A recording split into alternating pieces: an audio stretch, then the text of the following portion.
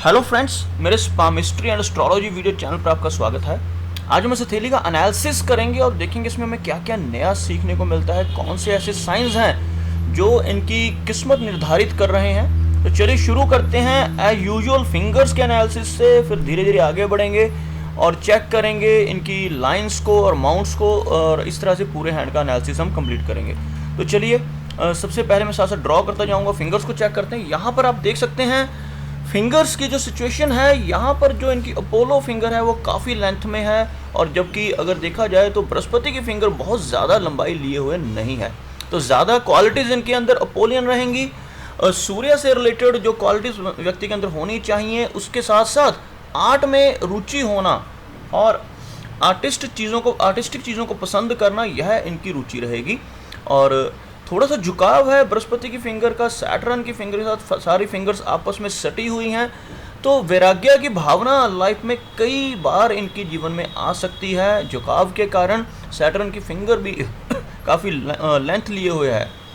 तो यहाँ पर काफ़ी सारी खड़ी लाइनें भी इनके हाथ पे दिखाई दे रही हैं। यह व्यक्ति को काफ़ी ज़्यादा एक तरह से मिलनसार व्यक्ति बनाती हैं।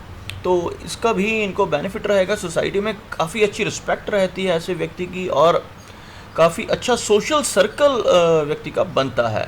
और यहाँ पर आप देख सकते हैं झुकाव थोड़ा सा इस फिंगर का भी है सैटर्न की तरफ, और यह फिंगर बहुत ज़्यादा लंबी नहीं है। और यहाँ पर आप अगर देखें तो लो सेट भी मुझे नज़र आ रही है। तो थोड़ा सा कम्युनिकेशन स्किल्स में इनकी दिक्कत रह सकती है, शाइनेस रह सकती है इनके अंदर।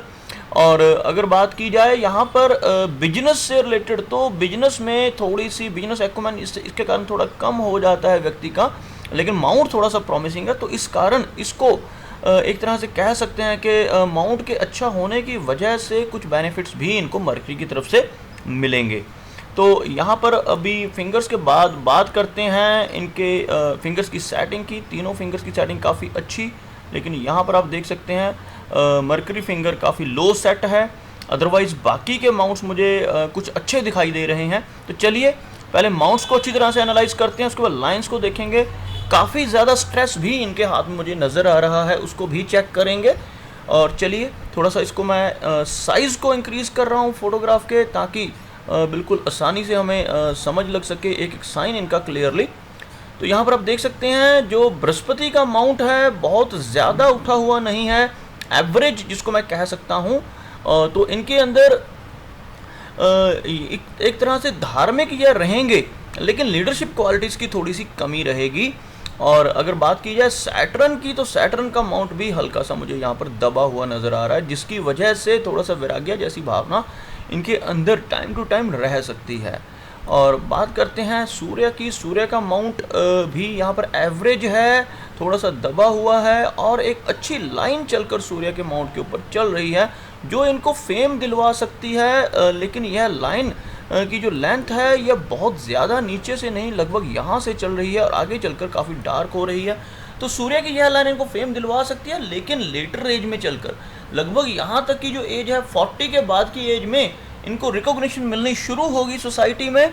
और जैसे जैसे आगे बढ़ते जाएंगे तो इनको कुछ हद तक फेम मिलती जाएगी और बढ़ती जाएगी। यहाँ पर अगर बात की जाए, यहाँ पर दिखाई दे रही हैं मुझे 2 से 3 लाइनें मरकरी माउंट के ऊपर। तो यह कुछ मरकरी माउंट को थोड़ा सा पॉजिटिव करती हैं। अदरवाइज़ इनका मरकरी थोड़ा मुझे वीक दिखाई दे रहा था, तो इन लाइनों की वजह से और थोड़ा सा उभार होने की वजह से मरकरी माउंट थोड़ा सा यहाँ पर मुझे पॉजिटिव दिखाई दे रहा है। अब आगे बात करते हैं इनके हार्ड लाइन की। हार्ड लाइन इनके बारे में क्या बता रही है, तो थोड़ा सा साइज़ को डिक्रीज़ करना यहाँ ठीक रहेगा। यहाँ पर आप देख सकते हैं हार्ड लाइन काफ़ी स्ट्रेट है और सीधा बृहस्पति माउंट से चल रही है। तो यहाँ पर आपको ड्रॉ करके दिखाना चाहूँगा, बिल्कुल भी हार्ट की लाइन में एक तरह से मोड़ नहीं है, झुकाव ऊपर की तरफ बिल्कुल भी यहाँ पर नज़र नहीं आ रहा। तो इस लाइन की वजह से मैं कह सकता हूँ कि बहुत ही प्रैक्टिकल पर्सनैलिटी, इमोशंस बहुत कम हो जाते हैं जब लाइन बहुत सीधी हो जाए हार्ट की। नॉर्मली जो हार्ट की लाइन कुछ इस तरह से चलती है तो इमोशनल होता है व्यक्ति, और इमोशंस का होना कुछ हद तक अच्छा भी माना जाता है, क्योंकि अटैचमेंट रहती है अपनी फैमिली के साथ, अपने स्पाउस के साथ, इन सबसे अटैचमेंट काफ़ी ज़्यादा रहती है इमोशनल होने से। लेकिन यहाँ थोड़े इमोशंस कम हो रहे हैं, प्रैक्टिकलिटी बढ़ रही है इनके अंदर, लेकिन लॉयल्टी यहाँ पर काफ़ी ज़्यादा रहेगी। लॉयल रहेंगे ये काफ़ी ज़्यादा और काफ़ी बेनिफिशियल रहेगा इनके लिए। आगे बात करते हैं इनकी माइंड की लाइन की। माइंड की लाइन इनके बारे में क्या बता रही है, यहाँ पर थोड़ा सा ड्रॉ करना चाहूँगा यहाँ पर। तो आप देख सकते हैं माइंड की लाइन इनकी कुछ इस तरह से चल रही है और लगभग मिडल ऑफ हैंड पहुंच रही है। तो माइंड इनका एवरेज रहेगा, शार्प माइंड है। बहुत ज़्यादा स्टडीज़ चाहे ये ना करें, लेकिन माइंड काफ़ी अच्छा रहेगा इनका। और उसके बाद कुछ ऐसी स्ट्रेस लाइंस मुझे नज़र आ रही हैं इनकी लाइफ लाइन पे, जिसकी वजह से इनको काफ़ी सारी मुश्किलों का सामना करना पड़ा होगा लाइफ में अलग अलग एजेस में। तो उन स्ट्रेस लाइंस को मैं यहाँ पर आपको चेक करवाता हूँ, कौन कौन सी स्ट्रेस लाइंस हैं और किस किस एज में उनकी वजह से इनको दिक्कतों का सामना करना पड़ा होगा। तो चलिए पहले लाइफ लाइन को देखते हैं, लाइफ लाइन में कहाँ कहाँ स्ट्रेस है। तो यहाँ से आप देख सकते हैं सबसे पहले तो मुझे एक यहाँ पर आइलैंड बनता हुआ नज़र आ रहा है। इस एरिया पे आप देख सकते हैं कुछ आइलैंड की फॉर्मेशन है और यह जो एज है लगभग 20 के आसपास की एज इनकी यहाँ पर इसमें शो हो रही है।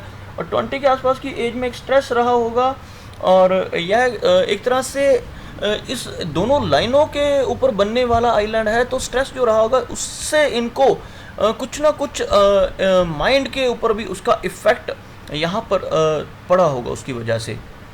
उसके बाद दोनों लाइनें काफ़ी लंबी एज तक जुड़ रही हैं, 20 की एज तक लगभग यह डिपेंडेंट रहे होंगे। उसके बाद ही इनकी जो एज है, इनकी जो लाइफ है वो इंडिपेंडेंट होना शुरू हुई।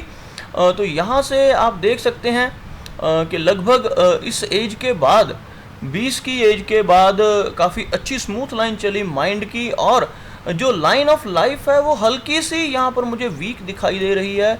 थोड़ा सा एरिया यहाँ पर आप देख सकते हैं, यहाँ पर थोड़ी सी लाइन वीक दिखाई दे रही है, लेकिन उसके बाद की लाइन और लगभग इस एज के बाद की लाइन काफ़ी अच्छी और क्लियर दिखाई दे रही है। कुछ इस तरह से फॉर्मेशन बन रही है, एक तरह से फोर्क बन रहा है नीचे। तो विदेश जाने के चांसेस इससे काफ़ी ब्राइट हो जाते हैं व्यक्ति के। तो इनके हाथ में भी कुछ ऐसा ही नज़र आ रहा है। फॉरेन ट्रैवलिंग की लाइंस भी काफ़ी यहाँ पर दिखाई दे रही हैं। तो विदेश यात्रा ये कर सकते हैं, इवन विदेश में सेटल भी हो सकते हैं। तो यहाँ पर बात करना चाहूँगा कि लगभग जो इनकी टोटल एज रहेगी वो 90 के आसपास की एज इनकी रहेगी। और यहाँ तक जो मिडल इनका बन रहा है 45 के आसपास तक थोड़ी सी इनकी जो लाइफ रहेगी, 45 के आसपास की एज तक उसमें कुछ दिक्कतें हैं, लेकिन आगे की लाइफ बहुत स्मूथ है। आगे वाले जो 45 ईयर्स लगभग इनके होंगे उसमें इनको लाइफ में बहुत एक तरह से एंजॉय रहेगा और लाइफ हेल्थ भी ठीक रहेगी। तो यहाँ पर कुछ दिक्कतें हैं जिसको यहाँ पर मैं कह सकता हूँ कि कुछ ऐसे ऑफशूट्स चल रहे हैं जिसको वीनस से आने वाली लाइन काट कर जा रही है। आपको दिखाना चाहूँगा यहाँ पर यह जो ऑफशूट है इनकी लाइफ लाइन से ऊपर की तरफ जाने वाला, तो यहाँ पर यह एक लाइन इसको काट रही है। और इस लाइन का काटना मीन्स हर्डल, और इस हर्डल की वजह से कुछ दिक्कतें व्यक्ति को आती हैं। इवन के कुछ कोर्ट केस जैसी भी एक तरह से सिचुएशन बन सकती है। तो इनको थोड़ा सावधान रहना चाहिए, कोई भी ऐसा काम ना करें जिससे किसी कोर्ट कचहरी के चक्कर में यह फंस सकें। तो उसके साथ साथ कुछ और भी ऐसी ही लाइंस इनके हाथ में नज़र आ रही हैं। और पहले तो ऑफशूट्स काफ़ी अच्छे हैं, यहाँ पर आप देख सकते हैं यह जो ऑफशूट्स ऊपर की तरफ चल रहे हैं ये प्रोग्रेस के ऑफशूट्स हैं। तो प्रोग्रेस इनको अलग अलग एजेस में काफ़ी मिलने वाली है।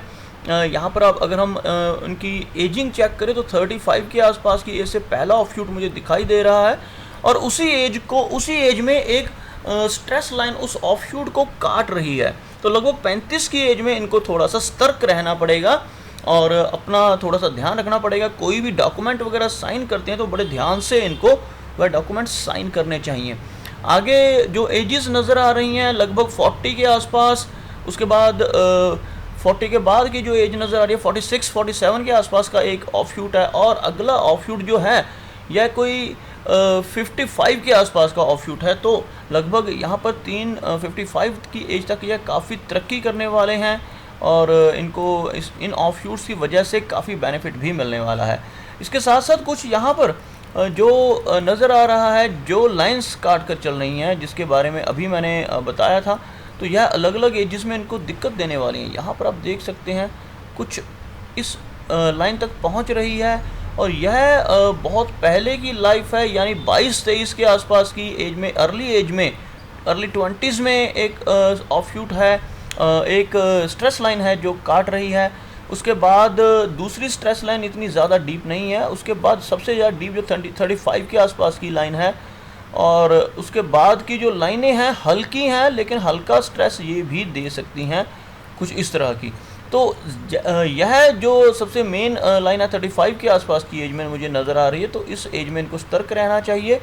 और उसके बाद अगर इनकी फेट लाइन की बात करें तो फेट लाइन यहाँ पर मुझे काफ़ी अच्छी नज़र आ रही है। फेट लाइन की वजह से इनको काफ़ी तरक्की मिलने वाली, क्योंकि ऑफशूट्स भी काफ़ी हैं अपवर्ड, और फेट लाइन भी बहुत अच्छी चल रही है, और सैटर्न के लगभग टॉप तक पहुँच रही है। बीच में कुछ देर के लिए यहाँ पर यह फेट लाइन थोड़ी सी वीक हो रही है, और यहाँ पर डबल एक तरह से फेट लाइन बन रही है। तो एक मून एरिया से चलने वाली फेट लाइन, दूसरा एक लाइन आकर ज्वाइन हो रही है उसमें, तो कह सकते हैं कि बाहरी प्रभाव इनके ऊपर, बाहरी लोगों का, यानी फैमिली से बाहर के लोगों का भी इनकी लाइफ में काफ़ी प्रभाव रहेगा, जिसकी वजह से इनको काफ़ी प्रोग्रेस भी मिलेगी।